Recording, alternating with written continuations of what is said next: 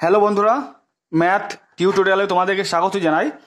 আজকে আমি এই ভিডিওতে আলোচনা করব ক্লাস 10-এর গণিতের সরল সুদ কষার 18, 19, 20 তারপর 21-এর এর অঙ্কগুলো। এর আগের পার্টে আমি 17 পর্যন্ত অঙ্ক কমপ্লিট করেছিলাম, মানে সরল সুদ কষার মোট 3টে পার্ট কমপ্লিট করেছি এবং 3টে পার্টে আমি 17 পর্যন্ত অঙ্ক কমপ্লিট করেছি। তো যারা দেখোনি তারা অবশ্যই আগের পার্টগুলো দেখে নিও। আগের পার্টগুলোর লিঙ্ক আমি ডেসক্রিপশনে দিয়ে দেবো। আর তোমাদের কাছে একটা ছোট্ট রিকোয়েস্ট, যারা আমার চ্যানেলটাতে নতুন এসেছো তারা অবশ্যই চ্যানেলটাকে সাবস্ক্রাইব করে দিয়ে পাশে থাকা বেল বাটনটিকে ক্লিক করে রেখো, কারণ আমি যখন কোনো ভিডিও আপলোড করব তোমরা সঙ্গে সঙ্গে নোটিফিকেশন পেয়ে যাবে। তো দেখো 18 নম্বর অঙ্কটা কি বলেছে। কোনো ব্যাংক বার্ষিক 5% হারে সরল সুদ দেয়। কত পার্সেন্ট হারে?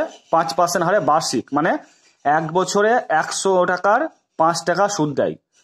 ওই ব্যাংকে দীপুবাবু বছরের প্রথমে 15,000 টাকা জমা দেওয়ার 3 মাস পরে 3,000 টাকা তুলে নিলেন এবং টাকা তুলে নেওয়ার 3 মাস পরে আবার তিনি 8,000 টাকা জমা দিলেন।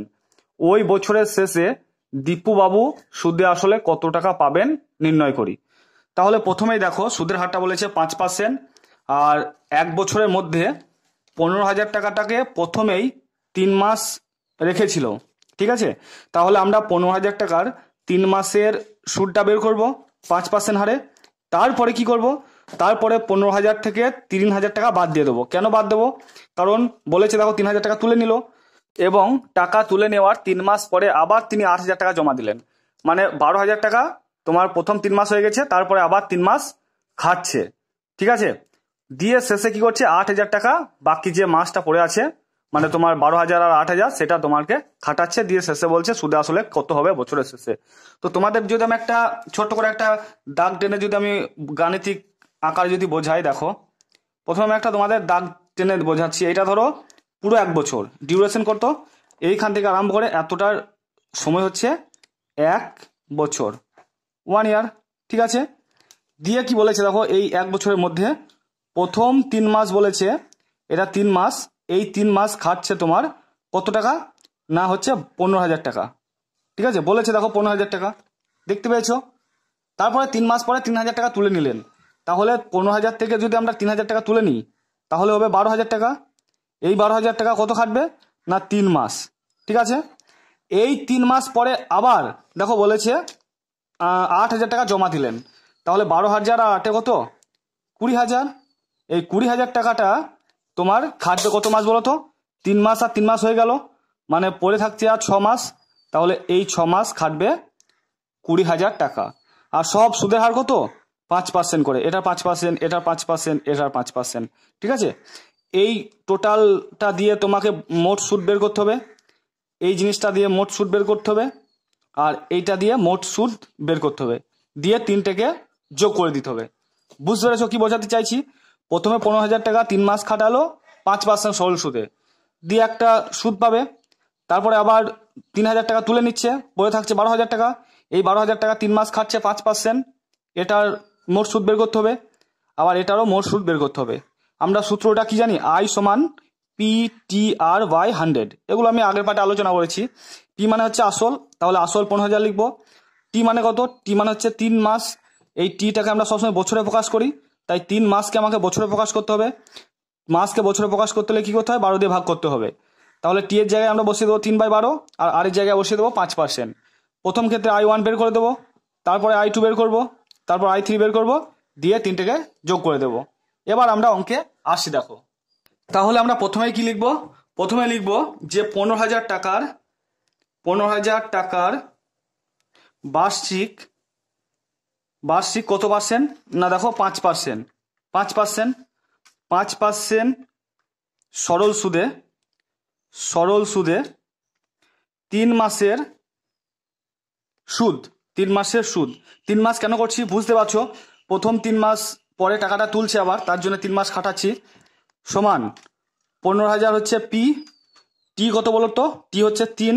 এখন মাসকে 12 দিয়ে ভাগ করব, বছরে প্রকাশ করে দিলাম। গণিত আর মানে হচ্ছে 5, আর নিচে 100 লিখতে হয়, তোমরা সবাই জানো, মানে এইভাবে দাগ দিয়ে নিচে 100 লিখতে হয়, তাই 100টা লিখলাম। সূত্রটা কি? আই সমান হচ্ছে PTR/100। তো PTR সবগুলো বসিয়ে দিলাম।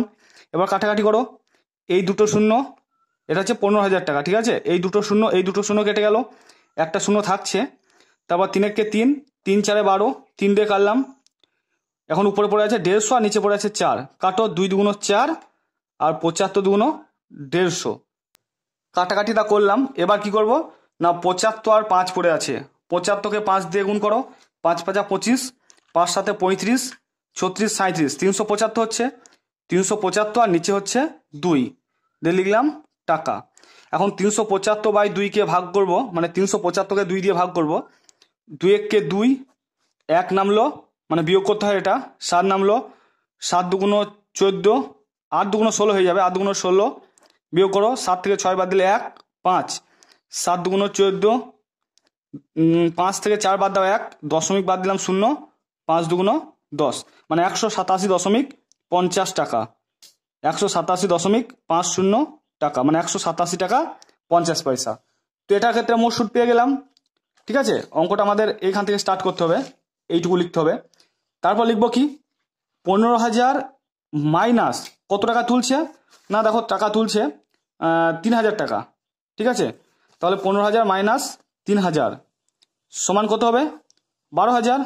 তো এই 12,000 টাকার 5% হারে, মানে 5% সরল সুদে, 5% সরল সুদে 3 মাসে সুদ সমান কত হবে, পি মানে হচ্ছে তোমার 12,000 গণিত, আর মানে কত 5, টি মানে কত বলো তো, টি মানে হচ্ছে 3, এটাকে বছরে প্রকাশ করতে হবে, 12 দিয়ে ভাগ করবো, আর নিচে একটা 100 থাকবে।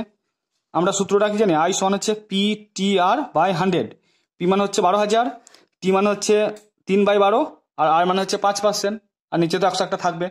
এবার কাটাকাটি করো, 2 শূন্য কেটে গেল, 12কে 12, 12কে 10 দিয়ে গুণ করলে হচ্ছে 120, কত পড়ে থাকছে 5 10 50, 50কে 3 দিয়ে গুণ করলে হচ্ছে 150 টাকা। এবার কি বলেছে দেখো, এবার যে আমি ছবিতে করেছিলাম দেখো 12,000 টাকা তুলে নিল, এরপরে আবার 8,000 টাকা যোগ করছে, দিয়ে বছরে তোমার 1 বছর হতে 3 3 6 মাস হয়ে গেল, তাহলে আর 6 মাস পড়ে থাকছে। তাহলে আমরা লিখব যে পরবর্তী 12,000 প্লাস 8,000 টাকার 5% সরল সুদে তোমার কত মাস হবে না 12 মাস থেকে 3 + 3 হয়ে গেছে, সমান হচ্ছে কত বলো তো, সমান হচ্ছে দেখো 12 থেকে 6 বাদ দাও, মানে 6 মাসে সুদ সমান পি টি আর বাই 100। এখানে পিটা কত 12,000 আর 8,000 যোগ করলে কত হচ্ছে 20,000, তাহলে 20,000 গণিত টি কত 6 মাস, তাহলে 6/12 লিখবো, মানে 6 মাসকে আমরা বছরে প্রকাশ করলাম। আর কত, আর হচ্ছে 5%, তাহলে 5 লিখলাম, নিচে 100 হবে, 2 শূন্য কেটে গেল, 6 কে 6, 6 2 12, আবার 2 কে 2, 100 2 200, 2 দিয়ে কাটলাম উপর নিচে। এখন কত হচ্ছে দেখো, 100কে 5 দিয়ে গুণ করলে কত হচ্ছে 500 টাকা। ঠিক আছে, এবার আমরা 3টে সুদকে যোগ করে দেবো। এখানে বলেছে দেখো যে দীপু বাবু সুদে আসলে কত টাকা পাবেন, তাহলে যোগ করে দাও। তাহলে লিখবো অতএব দীপু বাবু সুদে আসলে পাবেন, বছরের শেষে পাবেন কত টাকা পাবেন, না দেখো 20,000 টাকাটা হচ্ছে আসল, কত 20,000 টাকাটা হচ্ছে আসল, সব থেকে শেষে হচ্ছে 12,000 8,000 20,000, তাহলে 20,000 প্লাস প্রথম সুদ হচ্ছে 187.50, তারপরে সুদ হচ্ছে 150, তারপরে সুদ হচ্ছে 500, দিয়ে এদিকে লিখে দেবো টাকা। তাহলে টোটাল কত টাকা হচ্ছে না যোগ করে দেখো, টোটাল হচ্ছে 20,000 আর এটা যোগ করো, দেখো হবে 20,837.50 টাকা। ঠিক আছে, তো আশা করছি তোমরা প্রত্যেকের অঙ্কটা বুঝতে পারলে। যদি না বুঝতে পারো ভিডিওটা একটু ব্যাক করে দেখো, তাহলে নিশ্চয়ই বুঝতে পারবে। এরপর আমরা নেক্সট 19 নম্বর অঙ্কে আসছি। দেখো 19 নম্বর অঙ্কটা কি বলেছে দেখো, যে রহমত চাচা একটি বাড়ি তৈরি করার জন্য বার্ষিক 12% সরল সুদের হারে 2,40,000 টাকা ব্যাংক থেকে ধার নেন। ধার নেওয়ার 1 বছর পর তিনি বাড়িটি প্রতি মাসে 5,200 টাকা ভাড়া দেন। ধার নেওয়ার কত বছর পরে তিনি বাড়ি ভাড়ার আয় থেকে ব্যাংকের টাকা সুদ সহ শোধ করবেন তা হিসাব করি। তাহলে দেখো ভালো করে বোঝার চেষ্টা করো, 12% সরল সুদের হার, মানে 100 টাকার 1 বছরের সুদের হার হচ্ছে 12%। কত টাকা নিচ্ছে না 2,40,000 টাকা। তাহলে আমরা 2,40,000 টাকার 12% হারে 1 বছরের সুদটা বের করব, দিয়ে সুদ আসল দেখবো কত টাকা হচ্ছে। ঠিক আছে, আর কি করব না ধার নেওয়ার 1 বছর পর তিনি বাড়িটি প্রতি মাসে 5,200 টাকা ভাড়া দেন।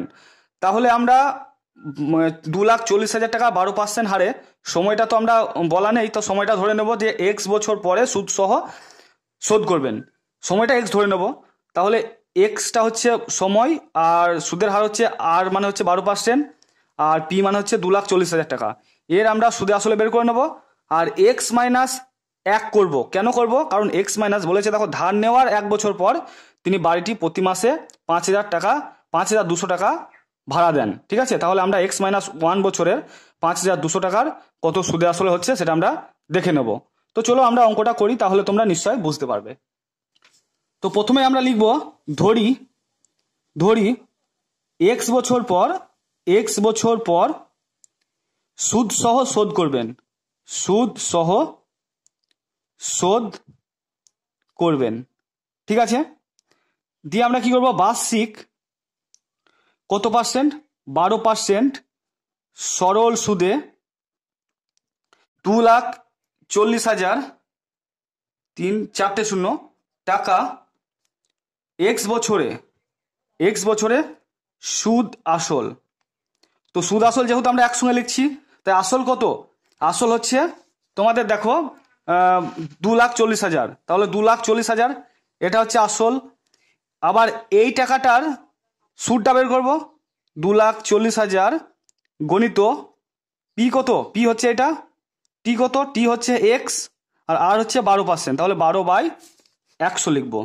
বুঝতে পেরেছো? ধরো আমরা আসল পি ধরলাম, আর সুদের হার বা তোমার বছর টছর নিয়ে সুদটা হচ্ছে পি টি আর বাই 100, এটা হচ্ছে সুদ। তাহলে সুদ আসল যখন বের করবো তখন P plus P T R by 100 এটা হচ্ছে সুদ আসল। ঠিক আছে, তাই পিটা হচ্ছে 2,40,000, আর 2,40,000-এর উপর আমরা সুদটা বের করলাম, দিয়ে এই দুটোকে আমরা একসঙ্গে লিখে দিলাম, যেহেতু আমি এখানে সুদ আসল লিখেছি। বুঝতে পেরেছো? এবার কাটাকাটি করো, দুটো শূন্য কেটে গেল, তাহলে এখানে হচ্ছে 2,40,000, আর এখানে তোমার 12-র সঙ্গে 24-এ গুণ করো, কত হচ্ছে দেখো, তোমার 4 দুগুণ 8, 2 দুগুণ 4, গণিত এটা 24 হচ্ছে, 8 4 4 16, আর এটা হচ্ছে 3। ঠিক আছে, দেখো 8 2, তাহলে 2 6 8, আর দুটো শূন্য আছে, দুটো শূন্য বসিয়ে দেবো, মানে 2,68,000। ঠিক আছে, 26,800, 26,800। এবার এক্স আছে, তাই এক্সটা গুণ করে দেবো, দেখেন আমরা টাকা লিখবো, ব্র্যাকেটের মধ্যে রেখে দাও। বুঝতে পেরেছো? আমরা সুদ আসলটা বের করব। তারপরে কি বলেছে দেখো অঙ্কে, ধার নেওয়ার 1 বছর পর তিনি বাড়িটি প্রতি মাসে 5,200 টাকায় ভাড়া দেন। তাহলে 1 মাসে ভাড়া দেন কত, 5,200 টাকা, 12 মাসে ভাড়া দেন কত, 5,200-র সঙ্গে 12 গুণ করব, এক্স মাইনাস 1 কেন করব, 1 বছর পর তিনি বলেছে। তাহলে এখানে লিখবো আমরা যে 12 মাসে 1 মাসে ভাড়া দেন, 1 মাসে ভাড়া দেন কত বলেছে দেখো 5,200, তাহলে এখানে আমরা লিখবো 5,200 টাকা। 12 মাসে ভাড়া দেন, 1 মাসে যদি 5,200 হয়, 12 মাসে গুণ হয়ে যাবে, এটা 5,200 গণিত 12 টাকা। ঠিক আছে, দিয়ে আমরা কি লিখবো, এক্স মাইনাস 1 মাসে বা বছরে। ঠিক আছে, বছরে, এখানে 12 মাসে না বলে এখানে মাসে লেখো বা 1 বছর লেখো, 1 বছরে। দিয়ে লিখবো আমরা এক্স মাইনাস 1 বছরে ভাড়া দেন কত, এর সঙ্গে কত গুণ হয়ে যাবে, এর সঙ্গে এক্স মাইনাস 1টা গুণ হয়ে যাবে। ঠিক আছে, কি বললাম, 1 মাসে ভাড়া দেন 5,200 টাকা, 12 মাসে বা 1 বছরে ভাড়া দেন, এটার সঙ্গে 12 গুণ হয়ে গেল, দিয়ে এক্স মাইনাস 1 বছরে কেন করলাম, কারণ এক্স বছর পর মানে বলেছে দেখো ধার নেওয়ার 1 বছর পর, তাহলে ধারটা নিয়েছিল টোটাল এক্স বছরের জন্য, এবার 1 বছর পর বলেছে তাই এক্স মাইনাস 1 করলাম। ঠিক আছে, 5,200-র সঙ্গে 12 গুণ করে দাও, 52-র সঙ্গে 12 গুণ করে দেখো কত হচ্ছে, 2 দুগুণ 4, 5 দুগুণ 10, গণিত 2 5 4 2 6। ঠিক আছে, তাহলে 6 2 4, সেই সঙ্গে দুটো শূন্য, এক্স মাইনাস 1। ঠিক আছে, এখন ব্র্যাকেটটা তোলাও, ব্র্যাকেটটা তোলালে হবে 62,400 এক্স মাইনাস 62,400। ঠিক আছে, এইটার সঙ্গে এটা গুণ হয়ে গেল, আর এটার সঙ্গে এটা গুণ হয়ে গেল। এবার কি করব, এবার এই টাকাটা আর এই টাকাটা শর্তানুসারে সমান করে দেবো। ঠিক আছে, দিয়ে আমরা এক্স এর মানটা বের করব। লিখবো শর্তানুসারে 24 তোমার 2,40,000 প্লাস 26,800 এক্স সমান 62,400 এক্স মাইনাস 62,400। এবার এক্স গুলোকে বাম দিকে নিয়ে এসো আর সংখ্যাগুলোকে ডান দিকে নিয়ে যাও, বা তোমার 26,800 এক্স মাইনাস 62,400 এক্স সমান, এইদিকে আছে দেখো মাইনাস 62,400, এটাকে এইদিকে নিয়ে যাও 2,40,000টাকে মাইনাস 2,40,000। এবার 62,400 থেকে 26,800 বাদ দিয়ে দাও। দেখো 62,400 থেকে আমরা বাদ দেবো 26,800। 0 0 8 আর 14 6 14 7 আর 12 5 12, হাতের কাছে 3 আর 6 3 6, কত হচ্ছে 3 লাখ। দেখো একবার করে নিচ্ছি বিয়োগটা। অঙ্কটায় দেখো একটু প্রবলেম হয়েছে, এখানে দেখো 4 4 8 হচ্ছে, তো এখানে 8 হবে। ঠিক আছে, দিয়ে এখানে আমরা 8 করব, এখানেও 8 করব, 6 জায়গায় 8 করব। এখানে আমার যোগটা করতে ভুল হয়ে গিয়েছিল। তাহলে 62,400 থেকে 28,800 বাদ দিয়ে দাও, বিয়োগ করো। 0 0 8 আর 14 6 14, হাতের কাছে 9 আর 12, তাহলে হচ্ছে দেখো 3 12, হাতের কাছে 3 আর 6 3 6, মানে 3 3 6 দুটো 0, মানে হচ্ছে 33,600 এক্স। যেহেতু 62,400 বড়, তার আগে মাইনাস চিহ্ন আছে, তাই এখানে মাইনাস চিহ্ন লিখে দেবো। সমান, একই চিহ্ন থাকলে কি করতে হয়, একই চিহ্ন থাকলে সবসময় যোগ করতে হয়, এটা তোমাদেরকে শিখিয়েছিলাম। -3 -4 যদি থাকে, 4 আর 3 যোগ করে কত হবে 7 হবে, মাইনাসটা বসে যাবে। তাহলে 2,40,000, দেখো 2,40,000 তার সঙ্গে যোগ হবে 62,400, যোগ করে দাও।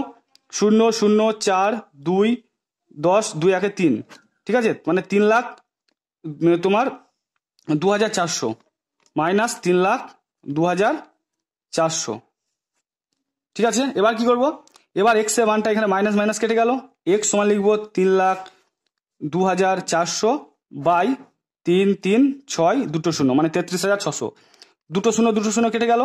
এবার এটা দিয়ে ভাগ করো, কত হচ্ছে দেখো 3 3 6কে ভাগ করবো আমরা 3 0 2 4, দেখো 9 বাদ দাও, দেখো মিলে যাবে এটা। দেখো দেখাচ্ছি, দেখো 3 3 6 9, 6 9 54, 4 হাতে থাকলো 5, 3 9 27 আর 5 কত, 27 আর 5 হচ্ছে 32, হাতে থাকলো 3 3 9 27 আর 3 30, মানে 9। তাহলে এক্স এর মানটা কত হচ্ছে 9। আমরা এক্সটা কি ধরেছি, আমরা এক্সটা ধরেছি যে সময়, বলেছি দেখো এক্স বছর পর সুদ সহ শোধ করবেন, তাহলে আমরা লিখবো যে 9 বছর পরে সুদ সহ শোধ করবেন। অতএব 9 বছর পর সুদ সহ শোধ করবেন। বুঝতে পেরেছো? তোমাদের অঙ্কগুলো কিন্তু বারবার প্র্যাকটিস করতে হবে, না হলে কিন্তু অঙ্কগুলো তোমাদের সহজে আসবে না। ঠিক আছে, তো আশা করছি তোমরা 19 নম্বর অঙ্কটা বুঝতে পেরেছো। এরপর আমরা 20 নম্বর অঙ্কটায় আসছি। দেখো 20 নম্বর অঙ্কটা কি বলেছে, দেখো বলেছে রথিন বাবু তার 2 মেয়ের প্রত্যেকের জন্য ব্যাংকে এমনভাবে টাকা জমা রাখেন যাতে প্রত্যেক মেয়ের বয়স যখন 18 বছর হবে তখন প্রত্যেক মেয়ে 1,20,000 টাকা করে পাবেন। ব্যাংকের বার্ষিক সরল সুদের হার হচ্ছে 10% এবং মেয়েদের বর্তমান বয়স যথাক্রমে 13 বছর এবং 8 বছর। তিনি প্রত্যেক মেয়ের জন্য ব্যাংকে কত টাকা জমা রেখেছিলেন?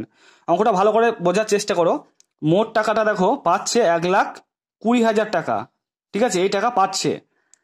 দিয়ে বলেছে দেখো 18 বছর হবে তখন প্রত্যেক মেয়ে 1,20,000 টাকা পাবে, মানে 1,20,000 টাকাটা হচ্ছে তোমার সুদ আসল মিলে, মানে কত টাকা জমা রেখেছে জানি না।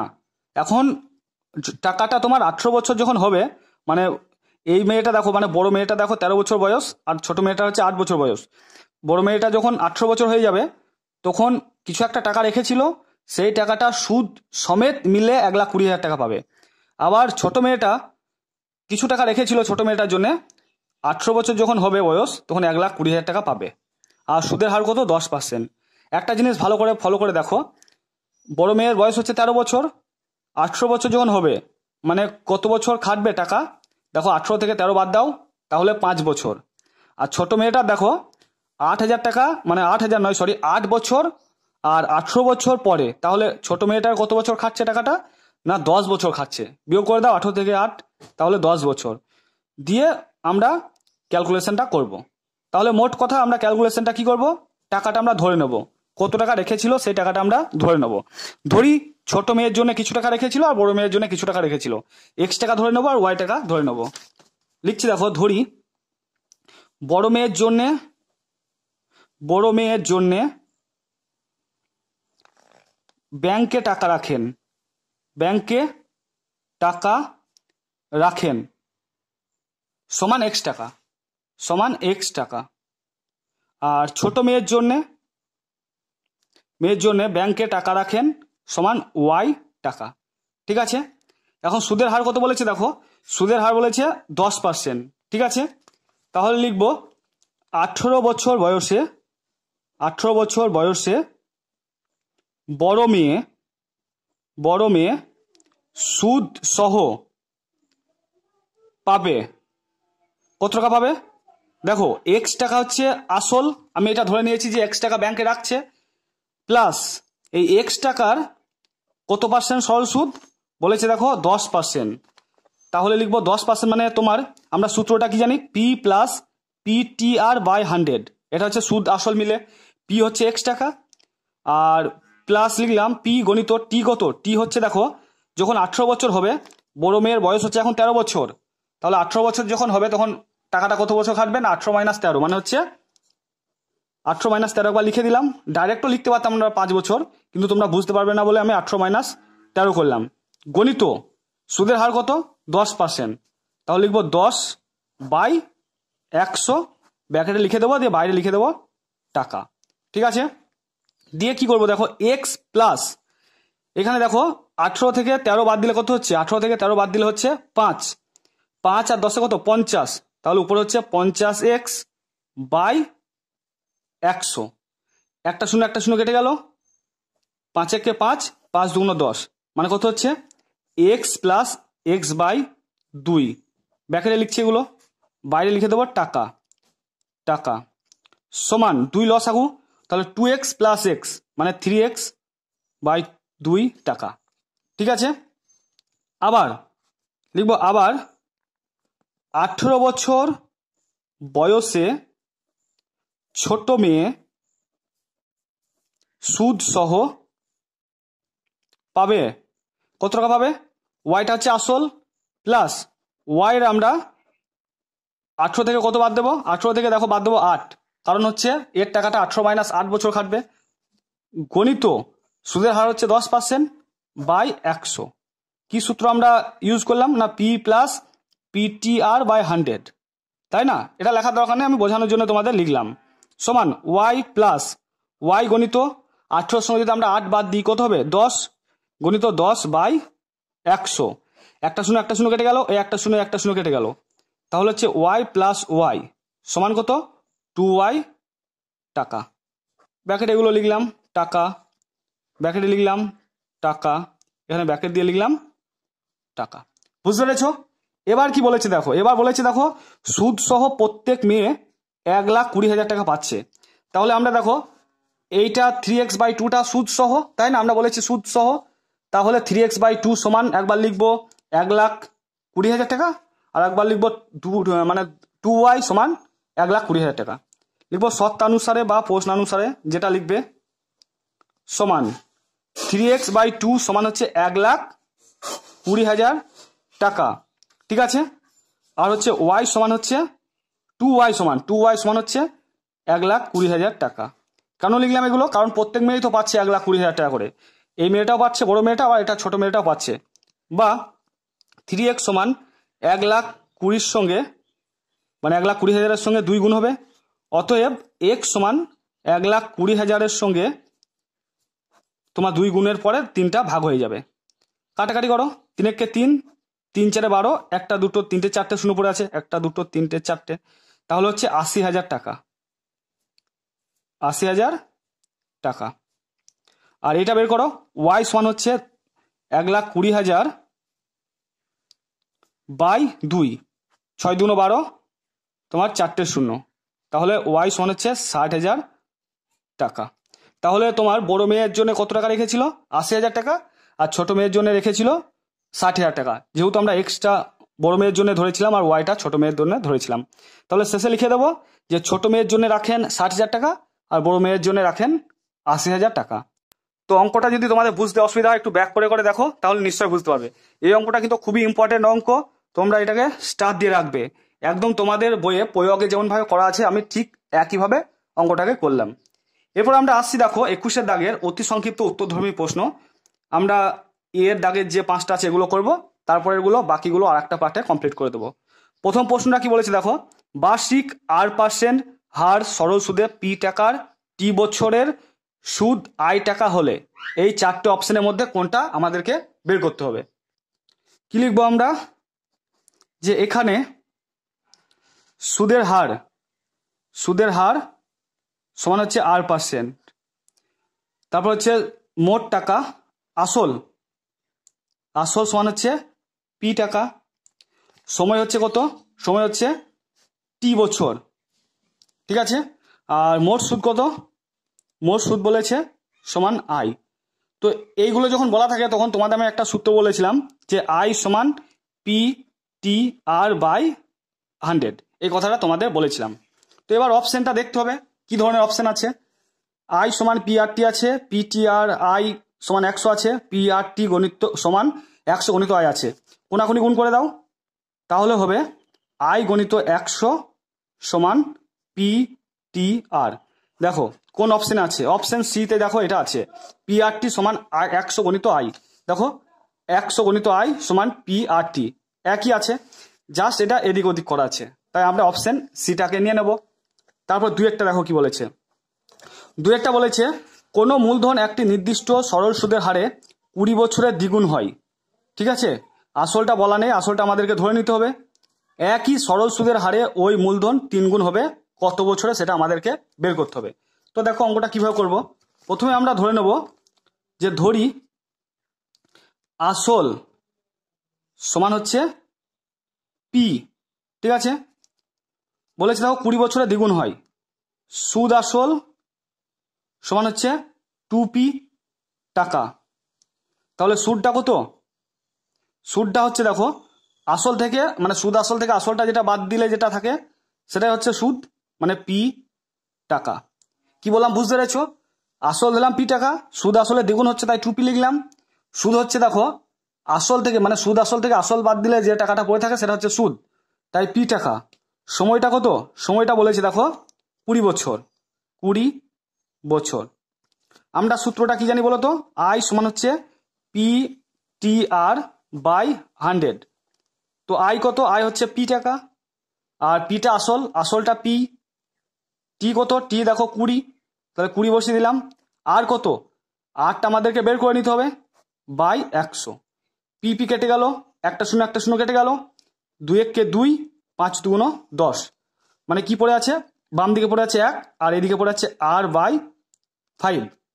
যদি আমরা আর এর মান বের করি তাহলে কত হবে, আর সমান হবে 5-এর সঙ্গে 1-এর গুণ করলে 5%, ঠিক আছে। এবার কি করতে হবে দেখো, এবার নেক্সট পার্টে বলেছে যে একই সরল সুদের হারে মানে সরল সুদের হারটা 5% থাকবে, ওই মূলধন 3 গুণ হবে কত বছরে সেটা বের করতে হবে। তাহলে লিখবো মূলধন 3 গুণ হবে, 3 গুণ সমান পি হয়েছিল আসল, এটা 3 গুণ মানে কত হবে 3p। তখন সুদটা কত হবে বলো তো, সুদটা হবে দেখো 3p মাইনাস পি, মানে সুদ আসল থেকে আমাদের কি বের করতে বাদ দিতে হবে, সুদটা বাদ দিতে হবে, তাহলে 2p হবে, ঠিক আছে। এটা মূলধন 3 গুণ হবে মানে এটা হচ্ছে সুদ আসল, তাহলে লিখবো মূলধন 3 গুণ হবে সমান সুদ আসল সমান হচ্ছে 3p, ঠিক আছে। যে সুদটা 3p থেকে পি বাদ দিলে 2p হচ্ছে। এখন আই সমান হচ্ছে কি বলতো, পি টি আর বাই 100, বা আইটা কত, আইটা হচ্ছে 2p, তাই 2p এখানে বসিয়ে দাও।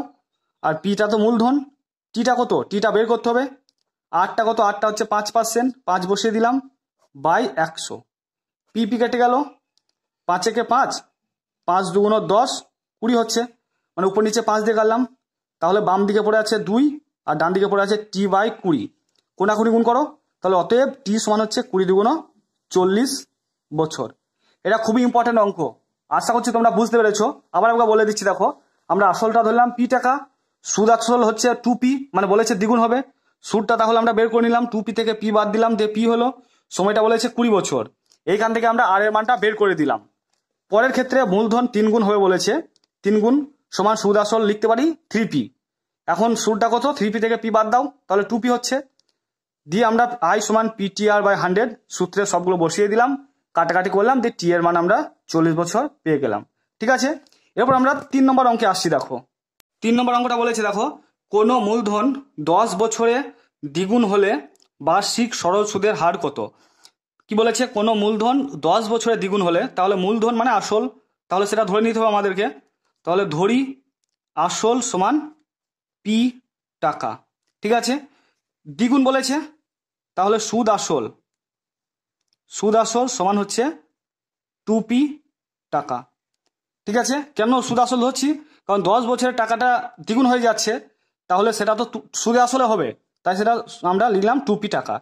অতএব সুদ কত হবে, সুদ হবে, দেখো 2p থেকে p বাদ দিয়ে দাও, মানে হচ্ছে p টাকা। ওকে, এবার আমরা বসিয়ে দেবো i সমান ptr/100, বা i মানে কত, i মানে সুদটা কত, p টাকা, আর পিটা আসল আমরা ধরে নিয়েছি p, তাই আমরা পিটা p রাখবো। আর টিটা কত, টিটা বলেছে দেখো 10 বছর, 10 বসিয়ে দাও, আর এর মানটা বের করতে হবে বাই 100। একটা শূন্য কেটে গেল, একটা শূন্য কেটে গেছে, পি কেটে গেল, তাহলে এইদিকে পড়ে আছে 1 সমান r/10। অতএব আর সমান কি লিখতে পারি, 10 এর সঙ্গে 1 গুণ করলে 10, যেহেতু সুদের হার তাই আমরা এটা পার্সেন্টেজ দিয়ে দেবো, মানে সুদের হার হচ্ছে 10%। তাহলে অপশন বিটা হচ্ছে সঠিক আনসার। এবার 4 নম্বর অঙ্কটা কি বলেছে, দেখো 4 নম্বরটা বলেছে x% বার্ষিক সরল সুদের হারে কোনো মূলধনের x বছরে সুদ x টাকা হলে মূলধনের পরিমাণ কত, মানে আসলটা বের করতে হবে। কি কি বলে দেওয়া আছে, সুদের হারটা বলে দেওয়া আছে, তাহলে আমরা লিখতে পারি সুদের হার যেটাকে আমরা আর দিয়ে চিহ্নিত করছি সেটা বলা আছে x%। আর কোনো মূলধনের x বছরে সুদ x টাকা, তাহলে সময়টা কত, যেটা আমরা টি ধরতাম সেটা হচ্ছে x বছর। আর মোট সুদ যেটা আমরা আই ধরতাম সেটা কত, সেটা হচ্ছে দেখো x টাকা।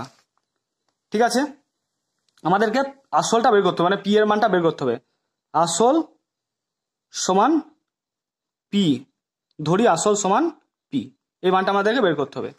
সূত্রটা কি জানি, আই সমান ptr/100, বা আই এর মান দেখো x, তাই x বসিয়ে দিলাম, পি এর মানটা তো বের করতে হবে তাই পি লিখলাম, টি এর মান হচ্ছে x বসিয়ে দিলাম, আর এর মান হচ্ছে x বসিয়ে দিলাম, নিচে 100। একটা x কেটে গেল, তাহলে লিখতে পারি বা 1 সমান px/100, কোনাকুনি গুণ করো, তাহলে হবে px সমান 100, 100 সঙ্গে 1 এর গুণ করলে 100 হবে। অতএব p সমান হচ্ছে 100/x, এটাই তো আসল বা মূলধন, তাই না। অতএব আসল সমান হচ্ছে 100/x টাকা। তাহলে অপশন তোমাদের সিটা হচ্ছে সঠিক উত্তর। ঠিক আছে, এবার আমরা 5এরটা দেখাচ্ছি। দেখো 5এরটা বলেছি, দেখো বার্ষিক r% সরল সুদের হারে কোনো মূলধনের n বছরের মোট সুদ PNR/25 টাকা হলে মূলধনের পরিমাণ কত। তো এটা আমাদেরকে বের করতে হবে, তার জন্য আমরা কি করব, দেখো লিখবো এখানে সুদের হার কত বলা আছে, দেখো বলা আছে r%, তাই r% লিখলাম। আর সময় কত দেওয়া আছে, সময় দেওয়া আছে n বছর। আর মোট সুদ কত দেওয়া আছে, মোট সুদ দেওয়া আছে দেখো PNR/25, তাহলে PNR/25।